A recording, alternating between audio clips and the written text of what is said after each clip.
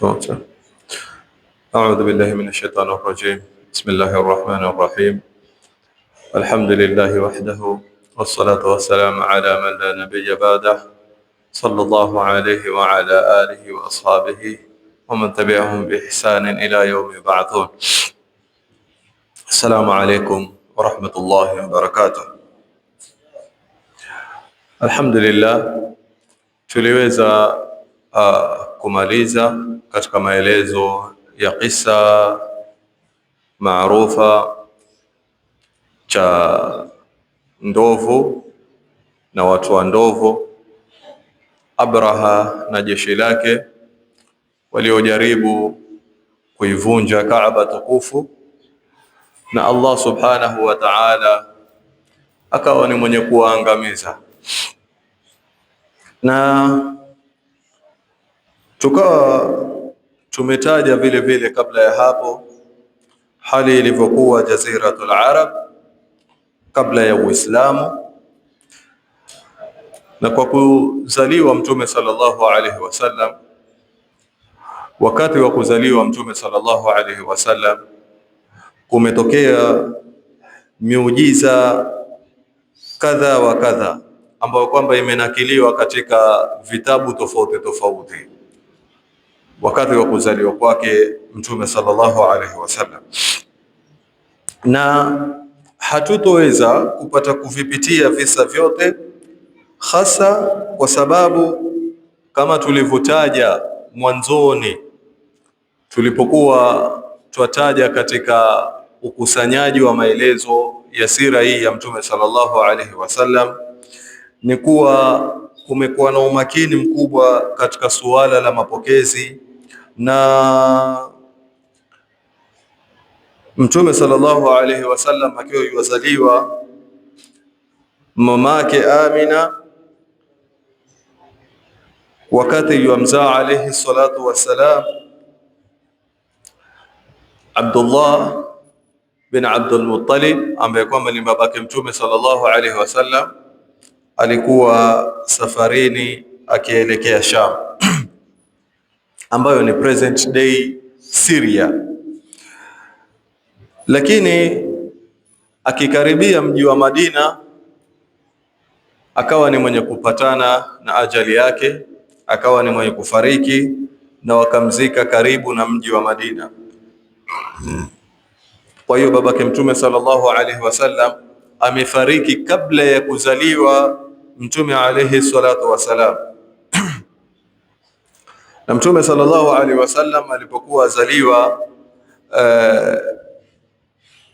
kulikuwa na nur ambayo kwamba ilitoka ikiangaza mpaka katika upande wa Sham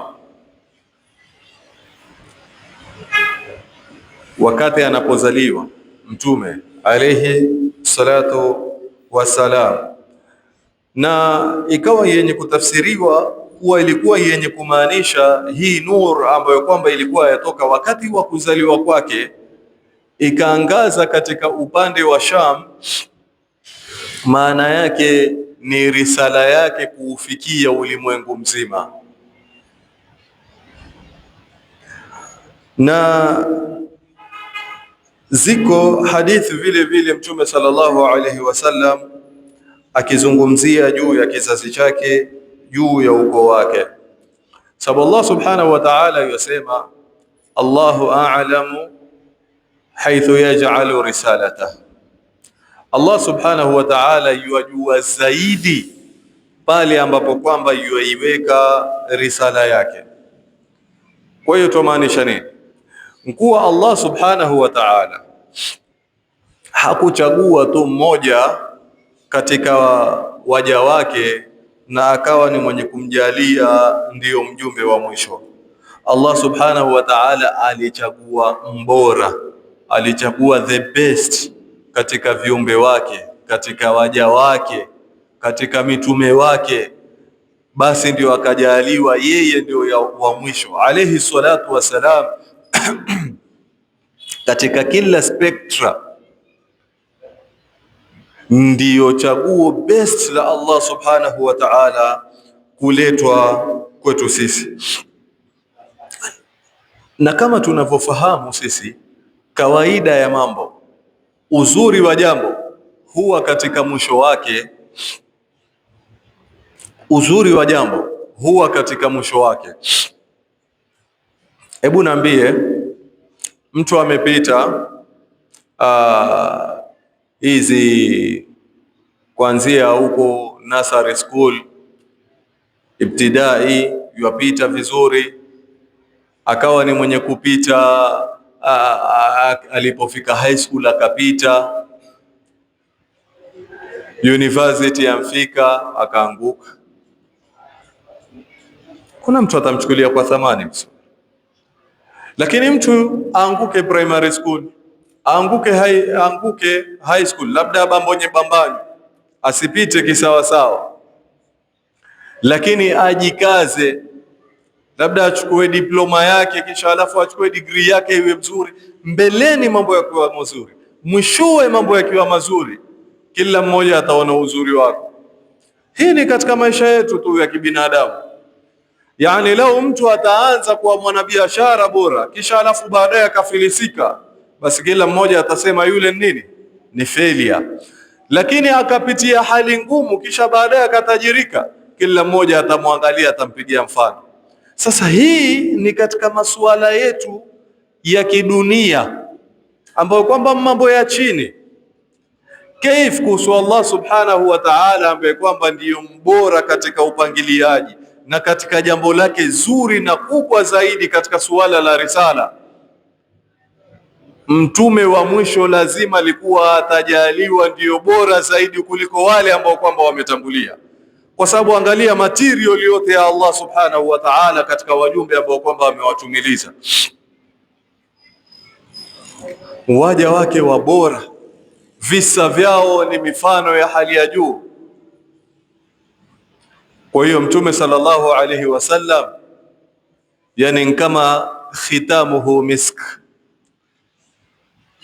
mwisho basi itakuwa ni misk, sio mwisho ikawa hakuna ladha. Kwa hiyo Mtume sallallahu alayhi wasallam ndiyo mbora katika viumbe vya Allah subhanahu wa ta'ala. Na kuna hadithi ambayo kwamba amenakili Imam Ahmad rahimahullah, kuwa watu walikuwa wakizungumza vitu tofauti tofauti juu ya Mtume sallallahu alayhi wasallam. Kwa mfano, baadhi yao walisema ya kuwa Mtume sallallahu alayhi wasallam sawa na mti wenye afya wa kijani ambao kwamba umekuwa katika jangwa, wakimaanisha Mtume sallallahu alayhi wasallam ni mzuri, ni mbora baina ya watu ambao kwamba ni waovu. Kwa hiyo haya maneno yakazungumzwa, mwisho yakamfikia Mtume sallallahu alayhi wasallam. Ibn Abbas radhiallahu anhu asema, baada ya kusikia maneno haya Mtume sallallahu alayhi wasallam akawa ni mwenye kupanda mimbar na akawa ni mwenye kuwauliza watu, mimi ni nani? Mwenye kumjibu Mtume sallallahu alayhi wasallam, innaka anta la rasulullah, hakika wewe ni mjumbe wa Allah subhanahu wa ta'ala. Akasema Mtume sallallahu alayhi wasallam, ana Muhammad ibn Abdullah ibn Abdul Muttalib, mimi ni Muhammad mtoto wa Abdullah mtoto wa Abdul Muttalib. Allah subhanahu wa ta'ala aliwaeka viumbe wake katika makundi na akanijalia mimi kiumbe bora baina yao. Yani Allah subhanahu wa ta'ala ameumba viumbe vyake tofauti tofauti, makundi tofauti tofauti, kabila tofauti tofauti, species tofauti tofauti, na ni nyingi tunazozijua na zingine ambazo kwamba hatuzijui, ambazo kwamba tutaweza kuzifahamu na zingine ambazo kwamba hatutoweza kuzifahamu. Ila katika viumbe hawa wote Allah subhanahu wa ta'ala akamjalia Mtume sallallahu alaihi wasallam ndio mbora wao. Yani hapa tuzungumzia malaika, majini, kila aina ya viumbe vya Allah subhanahu wa ta'ala, iwe ni Jibril, iwe ni Israfil, iwe ni nani katika viumbe wa Allah subhanahu wa ta'ala, Mtume Muhammad sallallahu alaihi wasallam ndiyo mbora wao. Na asema Allah subhanahu wa ta'ala akaeka waja wake katika makundi mawili, na mimi akanieka katika kundi bora baina yao. Kumbuka kuna hadithi ya Mtume sallallahu alaihi wasallam katika kisa cha Mi'raj, kama sijakosea, akiingia mbingu ya kwanza ameona bwana Sheikh yuko na kundi kubwa la watu, mkono wa kulia na mkono wa kushoto. Kimuuliza Jibril, nani? Amwambia yule ni babako Adam, salimie. Kamsalimia Adam alayhi salam, wakasalimiana na Adam alayhi salam. Kisha baadaye katika lile kundi, yule bwana akiangalia upande huu hufurahi, kisha akiangalia upande wa pili husikitika, akaanza kulia. Kwa hiyo hili nalo Mtume sallallahu alaihi wasallam akauliza lile jambo la maanisha nini? Akasema Adam awaangalia wanawe katika kizazi chake, yani wa mwanzo mpaka wa mwisho, akiangalia upande huu wale ambao kwamba wametengenea wakafuata usawa, wakafuata kumwabudu Allah subhanahu wa ta'ala, yuwafurahi, yuwasikia raha. Akiangalia upande wa pili katika wanawe ambao kwamba wamepotoka katika njia, basi yuwasikitika na kulia. Kwa hiyo baina ya wanadamu kuna makundi mawili, baina ya viumbe vya Allah subhanahu wa ta'ala kuna makundi mawili. Mtume Muhammad sallallahu alaihi wasallam akaekwa katika kundi bora baina ya haya mawili, na asema vile vile, na akawajalia waja wake katika makabila, na akanieka katika kabila bora zaidi, na akawagawanya viumbe wake katika koo, na akaniweka katika ukoo bora zaidi. Mtume sallallahu alaihi wasallam akawaambia, mimi ni mbora wenu, si katika ukoo, si katika ibada vile vile, yani zote mbili. Sio kuwa Mtume sallallahu alaihi wasallam ni katika ibada peke yake ndio mbora wetu, bali Mtume sallallahu alaihi wasallam mpaka katika ukoo, mpaka katika lineage, yeye ndio amepewa lineage bora. Kwa hiyo Mtume sallallahu alaihi wasallam si kiumbe mzuri baina ya watu waovu, baina ya watu ambao kwamba hawana maana, la, bali Mtume sallallahu alaihi wasallam ukoo wake na kabila lake ni heshimiwa, ni tukufu. Mtume sallallahu alaihi wasallam pia vile vile asema katika hadith iliyonakiliwa katika Sahih Muslim katika kitabu cha Al-Fadail, katika mlango wa fadli nasabi nabii sallallahu alayhi wasallam wa taslimi al-hajar alayhi qabla an-nubuwah, fadhila na ubora wa kabila la Mtume sallallahu alayhi wasallam la ukoo na kizazi cha Mtume sallallahu alayhi wasallam, na kusalimiwa kwake na jiwe kabla ya utume wake. Asema Wathila ibn al-Asqa kuwa amemsikia Mtume sallallahu alaihi wasallam akisema, inna Allah astafa Kinana min waladi Ismail, hakika Allah subhanahu wa ta'ala aliwapatia cheo Kinana katika watoto wa Ismail, katika kizazi cha Ismail.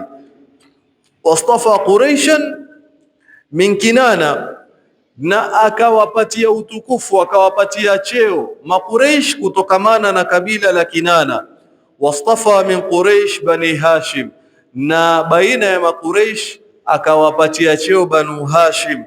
Wastafani min bani Hashim, na akanipatia mimi cheo juu ya Bani Hashim.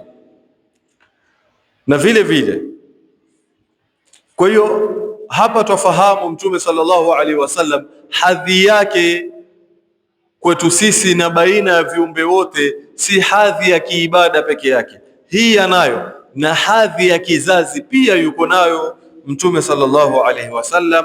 Hii ni dhalika fadlullah yu'tihi man yasha, Allah subhanahu wa ta'ala humpatia cheo anayemtaka. hata kabla ya kufanya chochote, kwa sababu ametoka Mtume sallallahu alaihi wasallam kabla ya nubuwa, na yeye ni mtukufu. Angalia katika utukufu wake na vile ambavyo kwamba Allah subhanahu wa ta'ala amemsafisha. Hajamsafisha yeye tu pale pale alipo Mtume sallallahu alaihi wasallam, bali amesafishwa Mtume alaihi salatu wasalam kuanzia Adam alaihi salam. Hadithi nyingine Mtume sallallahu alaihi wasallam asema, mimi ni kizawa cha ndoa wala si zinaa, kuanzia Adam alaihi salam mpaka babangu na mamangu waliponizaa. Asema Mtume sallallahu alaihi wasallam, sikuwahi hata kidogo kupakwa matope na zinaa ya jahiliya. Zama za jahiliya, ikhwatal kiram, ufisadi ulivyokuwa mwingi, uchafu ulivyokuwa mwingi umezagaa, na nyoyo za watu nazo pia zikawa zenye kuingia uchafu, nyoyo zikawa chafu kama vile ambavyo kwamba iko leo. Yani yale mambo ambayo kwamba watu wafikiria katika nyoyo zao, watu wanayasema, time nyingine utashtuka ni kwa kuzagaa uchafu, kwa kusambaa uchafu. Lakini pamoja na hayo, Mtume sallallahu alaihi wasallam, kizazi chake, ukoo wake haukuwa ni wenye kugusika na uchafu kama huo, na kuanzia Adam alayhi salam mpaka alipofikiwa Mtume sallallahu alayhi wasallam ilikuwa kizazi ambacho kwamba ni production ya ndoa safi. Kwa hiyo ni kizazi safi, kizazi ambacho kwamba ni tahara, hakija kuwa infiltrated na ambaye kwamba ametokea ikawa labda ni kizazi cha haramu. Hii ni katika fadhila za Allah subhanahu wa ta'ala kwake yeye Mtume sallallahu alayhi wasallam. Insha Allah, kabla hatujafunga, tutataja katika majina yake ya asili Mtume sallallahu alayhi wasallam na kuyaeleza kidogo katika maana yake. Kisha darsa inayokuja tutakuja katika yale majina ambayo kwamba ameongezewa Mtume sallallahu alaihi wasallam. Kuna majina zaidi, ni mengi, lakini tutataja baadhi majina mashuhuru katika majina mashuhuru ya Mtume sallallahu alaihi wasallam yanayojulikaniwa, Muhammad na Ahmad. Amma Muhammad, jina ambalo kwamba alipewa na wazazi wake. Na nani ambaye kwamba alimpatia hili jina Mtume sallallahu alaihi wasallam? Babu yake Abdul Muttalib ndio alikuja akampatia hili jina Mtume sallallahu alaihi wasallam, akasema huyu mwanangu ambaye kwamba ni mjukuu wake ni Muhammad, yani Mahmud fil ardi wa fis sama, kana kwamba alikuwa yajua jana ambaye kwamba yuasifiwa katika ardhi na katika mbingu, jukuu wangu. Kwa hiyo Muhammad maana yake ni yule ambaye kwamba yuasifiwa siku zote, nyakati zote, zama zote, yeye ni mwenye kusifiwa. Na hakika katika utekelezaji, katika maneno ya Mtume sallallahu alaihi wasallam, katika tabia yake, katika muamala wake, katika ubebaji wa risala, zote hizi hazivutii isipokuwa sifa ya kumsifu Mtume sallallahu alaihi wasallam. Na ndio anayesubutu kumuudhi Mtume sallallahu alaihi wasallam, kumtusi Mtume sallallahu alaihi wasallam, ana adhabu kubwa mbele ya Allah subhanahu wa ta'ala. Bal katika himaya na nguvu na daula na serikali ya Kiislamu, mtu ambaye kwamba yamtusi Mtume sallallahu alaihi wasallam, hukumu yake ni i'dam, kinyongo. Hii iko katika imeelezwa kwa upana katika kitabu kama sijakosea, Saiful Maslul, liman shatama ar-rasul, ala man shatama ar-rasul, upanga uliotolewa kwa yule ambaye kwamba amemtusi Mtume sallallahu alaihi wasallam, untouchable, kwa udhia, kwa matusi, haifai kwa hali yoyote, hairuhusiwi kwa hali yoyote, haivumiliki kwa hali yoyote kutusiwa Mtume sallallahu alaihi wasallam, kuudhiwa Mtume sallallahu alaihi wasallam. Alijaribu Khalid al-Khudali wakati wa Mtume sallallahu alaihi wasallam, akiwa ni mwenye kuzungumza maneno mabaya juu ya Mtume sallallahu alaihi wasallam, na vile vile akiwa mwenye kufanya mpango wa kumvamia Mtume sallallahu alaihi wasallam. Mtume sallallahu alaihi wasallam amwita Abdullah bin Unais, amwita Abdullah bin Unais, amwambia yuudhini Khalid al-Khudali, yaniudhi mimi Khalid al-Khudali. Abdullah bin Unais amwambia Mtume sallallahu alaihi wasallam, amwambia nini? Ya Rasulullah, ruhi li ruhika fida, murni bima tasha, roho yangu ni kwa ajili ya kafara kwa roho yako, niamrishe unachotaka. Mtume sallallahu alaihi wasallam akamwambia nini? Idhhab ila Makkah watini bi ra'si Khalid al-Khudali, nenda Makkah niletee kichwa chake, niletee kichwa cha Khalid al-Khudali. Hii tuelezana nini? Tuelezana seriousness na utukufu wa Mtume sallallahu alaihi wasallam, si ule utukufu ambao kwamba labda sisi tuutambua, bado hatujautambua utukufu wa Mtume sallallahu alaihi wasallam. Mfano akina Abdullah bin Unais walitambua utukufu wa Mtume sallallahu alaihi wasallam. Huyu bwana aliyetumwa kwake Khalid al-Khudali amuuliza Mtume sallallahu alaihi wasallam, amwambia Allah, Mtume sallallahu alaihi wasallam, mimi sijawahi kumuona huyu bwana, sijawahi kumuona qat, wala aarifu, wala simjui, niambie ana dalili gani huyu mtu, mkimuona nitamjua vipi? Amwambia alamatu ar-rajuli idha ra'aitahu tahaba, alama ya huyu bwana ukimuona utapatwa na mweweseko, yani malaika watakusimama, ni kipande cha mtu. Manake Waarabu walikuwa wakisema Khalid al-Khudali huwa rajul bi alf rajul, ni mtu mmoja kwa watu 1000, kipande cha mwanadamu. Lakini Abdullah ibn Unais alikumtia wasiwasi kwa sababu ameudhiwa Mtume sallallahu alaihi wasallam. Ni kadhia ya kufa na kupona, alikwenda na akatekeleza muhimma mpaka Mtume sallallahu alaihi wasallam akamsifu, akampatia bakora yake, kisa ambayo kwamba insha Allah tutazungumzia kwa undani mbeleni. Kwa hiyo Muhammad anayesifiwa siku zote, wakati wote, na kama tulivyotaja katika utangulizi kuhusu umuhimu wa kuisoma sira ya Mtume sallallahu alaihi wasallam, nadhani tulitaja vile ambavyo kwamba Allah subhanahu wa ta'ala alimfadhilisha katika kusifiwa Mtume sallallahu alaihi wasallam, na tukatoa mfano wa adhan na iqama, kwa sababu watu wakiadhini Kilifi, zone nyingine baada ya muda wanaadhini, zone nyingine baada ya muda wanaadhini. Ndani ya 24 hours ni adhan zinaendelea ulimwengu mzima, na ndani yake ni muadhin kusema nini? Ashhadu anna Muhammadan Rasulullah. Hivi ndivyo alivyomwinua Allah subhanahu wa ta'ala mjumbe wake, kila muda yuatajwa. Wacha zile ambazo kwamba waja wake watakaa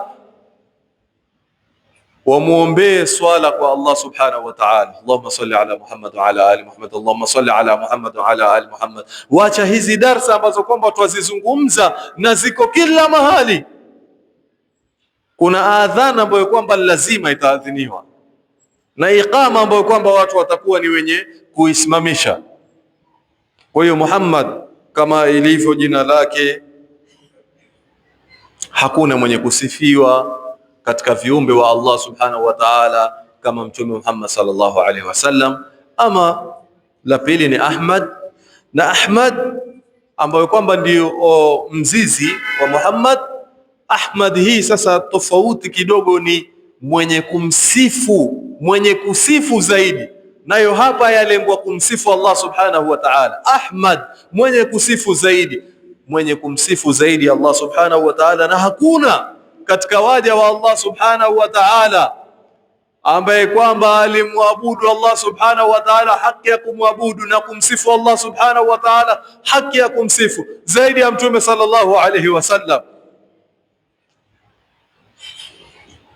Mtu aswali mpaka miguu yake ifure, mpaka mkewe ataka mumewe Aisha ummul mu'minin radhiallahu anha angajione huruma, akimkumbusha ya kuwa, kwa sababu sisi katika ibada katika huu mkao sisi tunkaa, tunataka nini zaidi? Radhi na msamaha wa Allah subhanahu wa ta'ala. Si kuna zaidi, hakuna thamani, hakuna mali tugawanyiana hapa baina yetu. Na lao ingelikuwa kuna mali, labda huu msikiti ingelikuwa kuanzia mwanzo mpaka mwisho, hakuna nafasi. Lakini twataraji kwa Mwenyezi Mungu ni kikao cha ikhlas. Hatujui, anayezungumza hajulikaniwi ikhlasi yake isipokuwa Mwenyezi Mungu, ambao kwamba wako hawajulikaniwi ikhlasi yao isipokuwa kwa Mwenyezi Mungu. Tumomba Mwenyezi Mungu ajalie ni kikao cha ikhlas. Watu husimama usiku, watu hufanya ibada, watu hutoa katika mali zao. Watu wataka nini? Radhi za Allah subhanahu wa ta'ala. Na wallahi radhi za Allah subhanahu wa ta'ala ziko very deep, ni jambo ambalo kwamba ni kubwa, na mpaka Mwenyezi Mungu akaijalia ndiyo zawadi ya mwisho ambayo kwamba atawapatia watu wa peponi atakapouliza mwataka nini zaidi. Ya Rab, umetusamehe makosa yetu, umetupatia pepo yako, umetujalia rahma zako ya Rab. Yani zile neema ambazo kwamba zatajwa na ndani yake kuna kile ambacho kwamba la ainu rat wala udhun sami'at wala khatar ala qalbi ahad. Watu washaingia, washazipata hizi starehe zote, kisha Mwenyezi Mungu asema mwatakaje? La mwisho Allah subhanahu wa ta'ala awaambia waja wake, katabtu alaykum ridwani, nimewaandikia, nimewapigia muhuri radhi zangu, nawapa radhi zangu, nawaridhia. Fala askhatu ankum abada, sitowakasirikia kamwe, sitowakasirikia tena mimi. Allah subhanahu wa ta'ala, sisi waja wake hufanya mambo tukamuudhi Allah subhanahu wa ta'ala, yakatokea mambo ya kumuudhi na yatokea mambo ya kumuudhi Allah subhanahu wa ta'ala, kila siku yatokea. Kwa nafsi zetu sisi hufanya mambo na Mwenyezi Mungu hutusiri ya kumuudhi Allah subhanahu wa ta'ala. Sisi tulioko hapa ndani, sisi ambao kwamba tuwasimama katika sufufu, yako mambo ambao kwamba sisi tumuudhi nayo Allah subhanahu wa ta'ala, na Allah subhanahu wa ta'ala yutupatie nafasi. Allah subhanahu wa ta'ala yuturehemu. Allah subhanahu wa ta'ala yuendana sisi taratibu. Hufikia wakati Mwenyezi Mungu akakasirikia waja wake, akawapatia kichapo katika kuwaregesha nyuma, ili wapate tadarru, wapate kurudi nyuma, wamwogope Allah subhanahu wa ta'ala. Kwa hiyo iko katika nidhamu yake Allah subhanahu wa ta'ala, na wako katika viumbe wake Allah subhanahu wa ta'ala huangamiza kamwe. Au Lut, kijiji kikafanya kutekwa, kikapelekwa mpaka kelele zao zikasikika katika wingu wa kwanza, ile panic, kelele zikasikika katika wingu wa kwanza, kisha wakapigwa na chini. Watu wa peponi Mwenyezi Mungu yuwaandikia radhi, awaambia. Kwa hiyo radhi za Allah subhanahu wa ta'ala ni kitu chengine very deep, ni jambo kubwa sana la kupatikaniwa, na ndio ikajaliwa ndio zawadi ya mwisho watu wa peponi wapewa. Mwenyezi Mungu akiwaahidi sitowakasirikia tena. Mwenyezi Mungu atujalie sisi tuingie katika pepo yake na tupate radhi zake. Kwa hiyo Mtume sallallahu alaihi wasallam mkewe amwambia, ya Rasulullah, kwani Mwenyezi Mungu haja kusamehe dhambi zako zilizotangulia na zinazokuja? Mtume sallallahu alaihi wasallam ambia, basi siwi mja mwenye kushukuru? Basi Mwenyezi Mungu napewa ofa, basi siwi mja mwenye kushukuru? Umeingia kazini ukapewa cheo, umeingia wewe mwenyewe ukaamba bana, mimi nitakufanya wewe bana ndio maneja. Haimaanishi uanze kuja kazini saa 3. Kuwa mja mwenye kushukuru. Unapopewa fadhila, shukuru, na kushukuru mkufanya wema zaidi katika ile fadhila ambayo kwamba umepewa. Kwa hiyo hakuna alomsifu Allah subhanahu wa ta'ala, hakuna atakayetokea katika kumsifu na kumhimidi Allah subhanahu wa ta'ala zaidi yake yeye Ahmad Muhammad bin Abdullah bin Abdul Muttalib alayhi min rabbina afdalus salawat. Kwa hiyo haya ndio katika majina mawili mashuhuri ya Mtume sallallahu alayhi wasallam. Haya mengine tutakuja taeleza katika darsa inayokuja insha Allah taala kwa ajili ya wakati na kutochoshana, bali katika majina yake kuna al-Hashir, na vile vile Mtume sallallahu alaihi wasallam ana jina al-Mukathi, kuna al-Mahi, na vile vile kuna Nabiyul Malhama. Insha Allah tutakuja taelezea kwa mukhtasar katika darsa inayokuja insha Allah taala. Naam al-Habib, kabla tujafa radhiallahu